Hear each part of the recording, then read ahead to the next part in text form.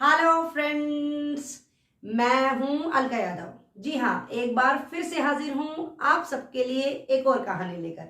और आज की कहानी का नाम है थोड़ा इंतजार। एक बार की बात है, एक बार एक गुरुजी अपने शिष्यों के साथ एक शहर से दूसरे शहर की तरफ जा रहे थे।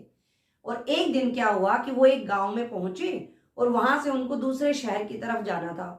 गुरु जी को महसूस होने लगा कि वो उनको थोड़ी सी थकावट हो गई है, तो वो थोड़ा सा चलने लगे। उनको दूर एक झील दिखाई देने लगी।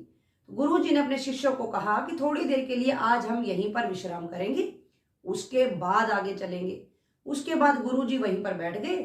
थोड़ी देर के बाद गुरु जी ने अपने एक शिष्य से कहा कि थोड़ा सा आगे जाकर एक झील दिखाई दे रही है, वहां से पानी ले आओ, बहुत ही ज्यादा प्यास लगी है। गुरुदेव की आज्ञा सुनकर वो शिष्य पानी लेने के लिए गया। जैसे ही वो वहां पर पहुंचा तो उसने क्या देखा कि वहां पर बहुत सारे जो पशु हैं पानी पी रहे थे। बहुत ही ज्यादा वो मिट्टी का पानी दिख रहा था, पूरी हलचल मची हुई थी। और थोड़ा सा दूसरी तरफ उसकी नजर गई तो वहां पर कुछ लोग कपड़े भी वहां पर धो रहे थे।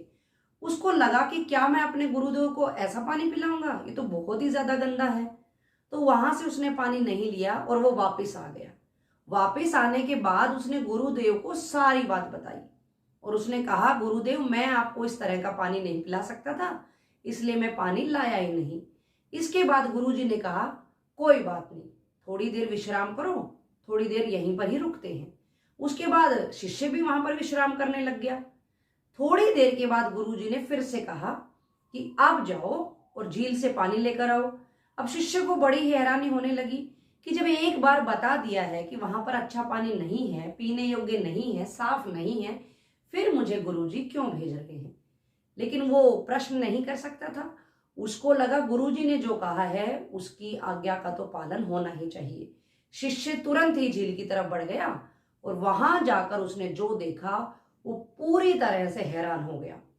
उसने देखा अब वहां पर कोई पशु नहीं थे, कोई कपड़े धोते हुए उसको नहीं दिखे और पानी में भी हलचल नहीं थी। पानी शांत हो चुका था और पूरा का पूरा साफ पानी दिखाई दे रहा था।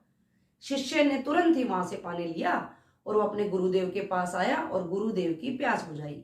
लेकिन उसके मन में कहीं ना कहीं ये प्रश्न चल रहा था कि ऐसा क्या हुआ जो पहले अलग स्थिति थी, बाद में बिल्कुल ही विपरीत स्थिति थी। तो उससे रहा नहीं गया, उसने गुरुजी से पूछा। तो गुरुजी मुस्कुराने लगे और उन्होंने कहा कि पहले पानी में पूरी तरह से हलचल हो रही थी, इसलिए वो मिट्टी का था, गंदा था, तुम उसको लेकर नहीं आए।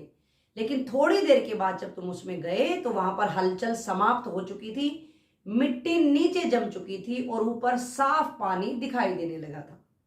तो इस तरह से गुरुदेव ने उसको समझाया, पूरी जीवन की परिस्थिति समझाई और शिष्य को सारी बात समझ आई। उसने गुरुदेव को प्रणाम किया और उनसे माफी मांगी। तो देखा बच्चों और दोस्तों, हमें भी इस कहानी से यही सीख मिलती है कि हमारे जीवन में भी तरह तरह की परिस्थितियां आती रहती हैं। जीवन भर हमारे जीवन में कोई ना कोई हलचल, कोई ना कोई उथल पुथल होती ही रहती है। तो उस समय हमें क्या करना है कि मान लीजिए आपके या मेरे जीवन में कोई भी एक समस्या आ गई है या प्रतिकूल परिस्थिति आ गई है, तो कुछ समय के लिए शांत रहें, उस समय को बीतने दें। धीरे धीरे वो समय बीत जाएगा और अच्छा समय जरूर आएगा, अनुकूल समय जरूर आएगा। तो थोड़ा सा इंतजार करें, विपरीत और प्रतिकूल समय को, परिस्थिति को बीतने दें, शांत मन के साथ काम करें। उसके बाद आपका जीवन बहुत ही ज्यादा सुखमय हो जाएगा।